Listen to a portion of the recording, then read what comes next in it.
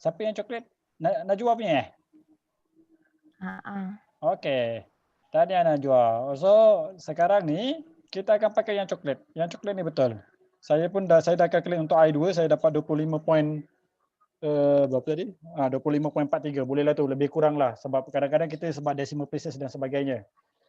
Okey. So, kita nak calculate. Kita ambil jawapan Najwa ni dengan jawapan Hakim tadi. So, kita ambil yang ni kita padam. Oh, tak boleh padam. Sebab yang ni dalam bentuk teacher. So, kita ambil jawapan ni. Saya nak you all calculate I1, I2 dan I3. Jom, kita selesaikan. Dapatkan I1, I2, I3. So, yang salah ni tak apa, jangan kecewa. Okey, yang ni nanti ni jangan pakai. So, ni tak pakai. Dah salah. Yang ni pun salah. Doktor, saya kira orang kedua dapat sama pula. Dapat sama mana? Dengan yang coklat. Okey, dah betul dah tu. Alright. So pakai nilai coklat ni, saya nak you all calculate nilai I1, I2 dan I3. Nilai sebenar.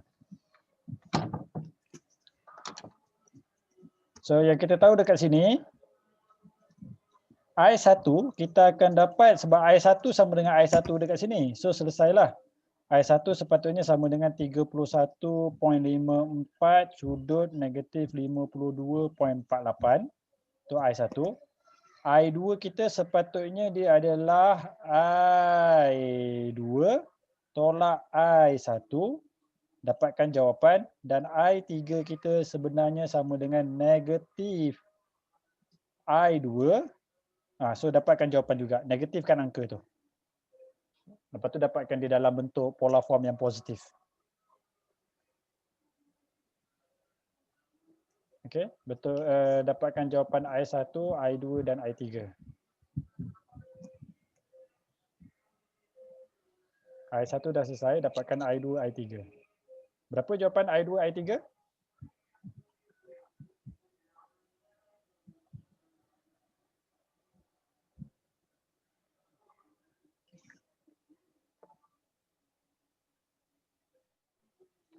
I3 ni sepatutnya 25.17 juga. Cuma dia punya angle tu je berubah. Sebab dia negatif. Dia akan negatifkan 180 balik. Ataupun dia tambah 180. 105.47. Itu untuk I? I3 yang sudut dia. Sudut dia berapa? 115. 115.47. Okey, I2? 8.69. 8.69. Sudut 164. Sudut 164. 0.71. 0.71. Okey. Sekarang ni sebelum kita saya nak you all cuba tengok perbezaan apabila you all ada neutral line dengan tak ada neutral line. Okey. Kalau kita tengok dekat sini, saya buat warna hijau ni. Okey. Kalau kita tak ada neutral, dengan ada neutral line, kita tengok ini kita punya current. Kita ada current yang besar betul, 23.96. Kita ada 11.98, kita ada 23.96. Okey. Dan kalau kita tengok current, bila tak ada neutral line, ini kesan kalau kita tak ada neutral impedance. Kalau neutral impedance tu hilang, dia dah tak ada current path untuk patah balik, kan? Kalau tadi ada current path untuk patah balik, ini nilai current. Tapi bila dah tak ada current path untuk patah balik, bila I sini masuk, so dia akan resultantkan balik semula current tu, sebab tu jawapan dia nampak semua dah jadi tunggang langgang. Jawapan dia dah jadi berbeza. Betul? Itu nombor satu. Nombor dua, dapatkan saya V1, V2, V3. Awak dah tahu current, so dapatkan je V. Maksudnya current I1 ni darab impedance 1, I2 darab impedance 2, I3 darab impedance 3. Dapatkan saya jawapan tu?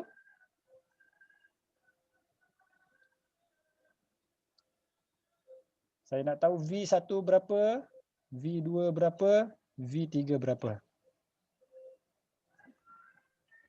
Darabkan saja. Nilai I yang dah dapat tu, darabkan je dengan nilai Z yang ada pada setiap impedans.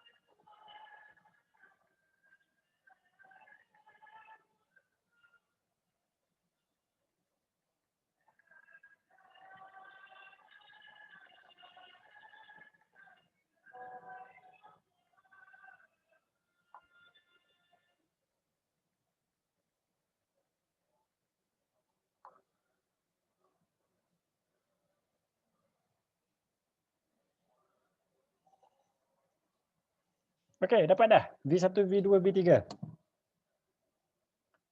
Berapa V1?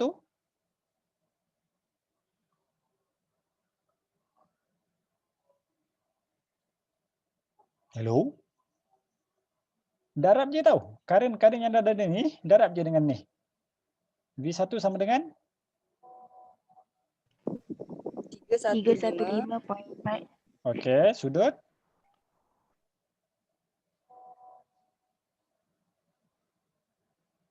negatif 22.48. Betul? Betul. Okey. V2 173.852. 173.852. Okey, 0.8 sudut Sudut negatif 135. negatif 135.2875. negatif 160 bawah. Okey, betul. Negatif, sorry. Negatif 135.2875. 2875.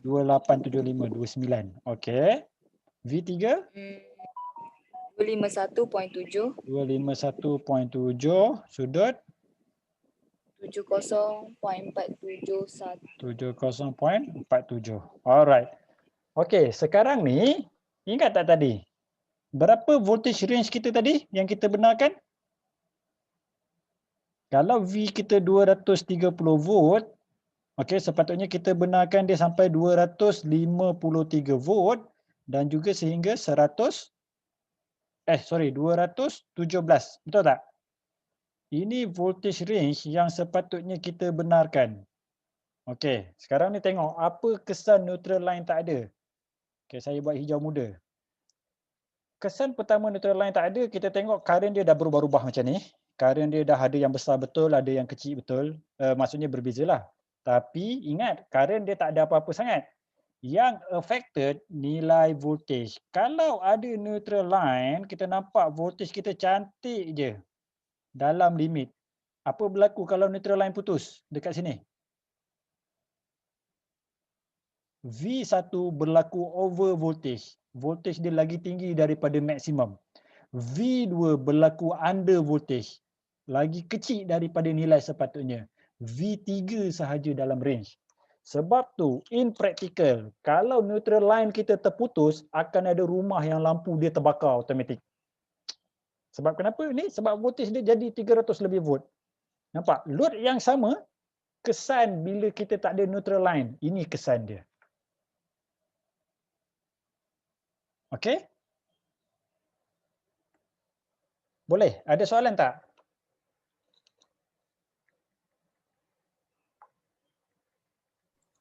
Apa tadi yang V1 tu lebih, Betul. Sebab tu kita V2 tu panggil dia under. over voltage. Kenapa Oh, lebih? Dia yang lebih V3 tadi- dia lebih dekat mana? Ni? Ingat limit kita tadi plus 10% tadi kan?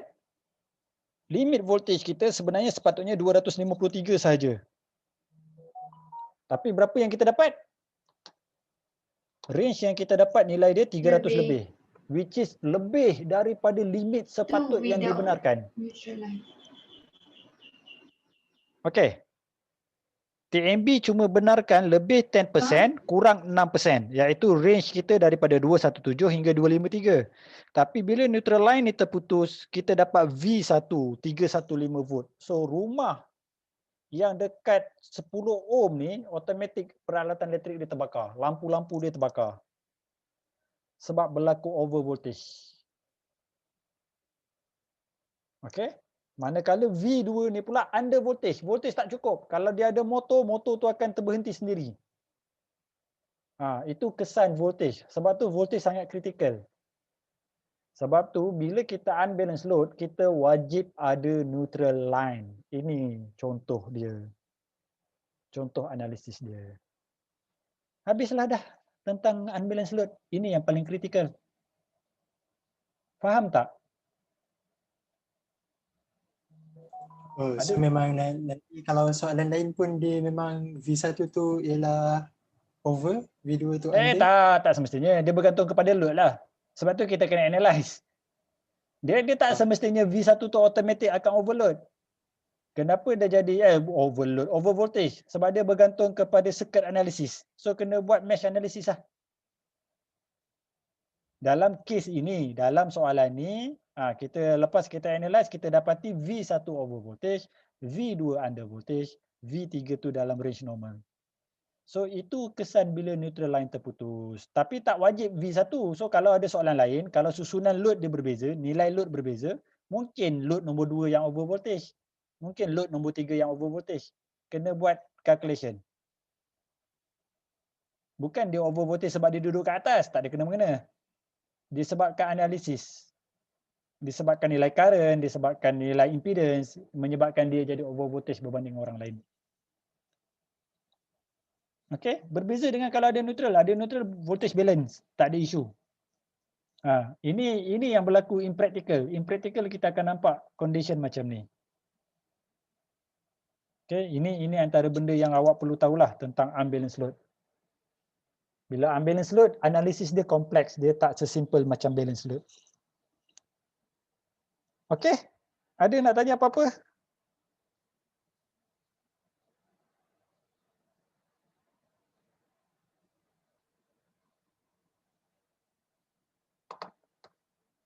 Boleh? Jangan senyap. Ada apa-apa tak nak tanya? Kalau tak ada, cakap tak ada. Ada. Boleh Alright. So kalau tak ada, saya nak habiskan sikit je lagi ni. Okay. Walaupun tengah hujan renyai-renyai. Best untuk tidur. Tapi kita habiskan juga. Sekejap. Okay. So kita dah sampai dekat sini. Okay. Kita dah sampai dah dekat sini. Kita dah tengok dah kesan kalau neutral line ni tak ada. Memang habis network. Okay. Sebab tu kalau soalan teori tanya apa berlaku kesan kalau neutral line terputus. Itulah jawapan-jawapan dia yang saya terangkan tadi. Okay, biasa dia orang akan tanya teori lah. So kita kena analyse pakai mesh analysis dan memang jawapan dia kita akan dapati in most cases akan ada load yang over voltage, akan ada load yang under voltage, ada satu load je yang normal. Okay, in most cases. Tapi siapa yang over voltage, siapa under voltage kita kena analyse. Dia tak ada rule of thumb.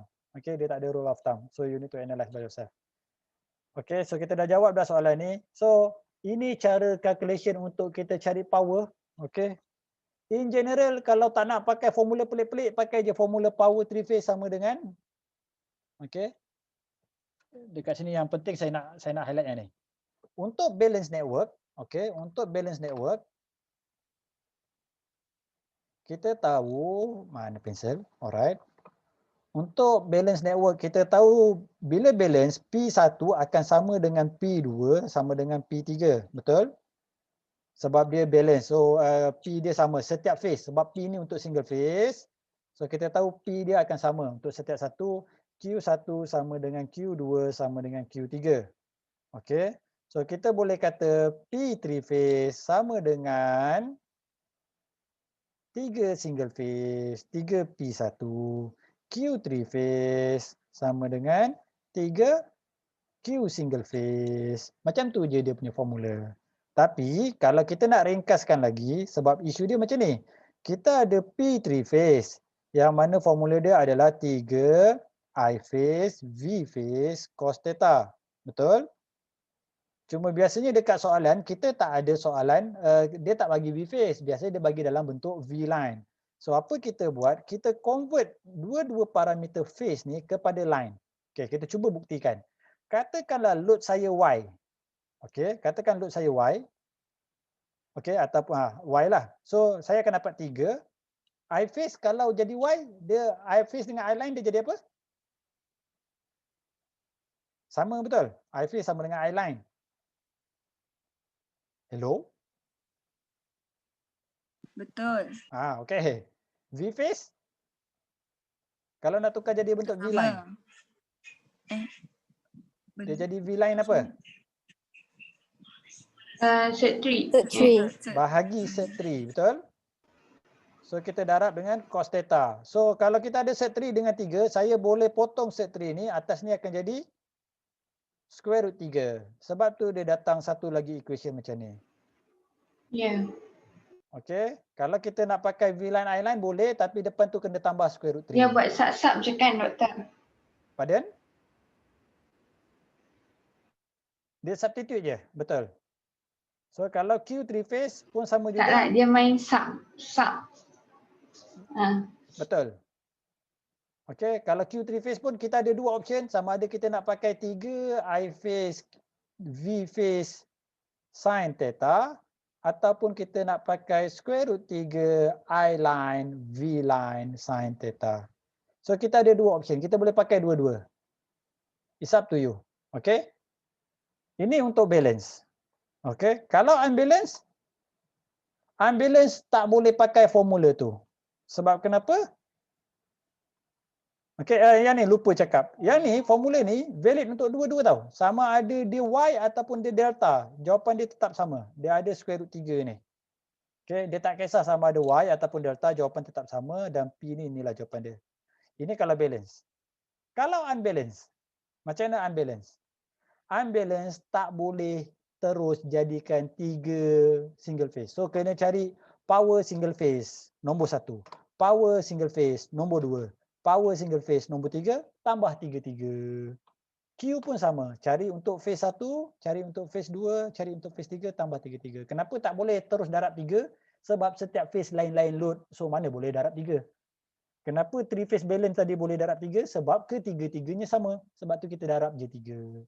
So kalau unbalance buat 1 tambah. Q buat 1 tambah. Yang ni saya rasa tak masuk kan syllabus you all. You all belajar ke ni? 2 watt meter dengan 3 watt meter.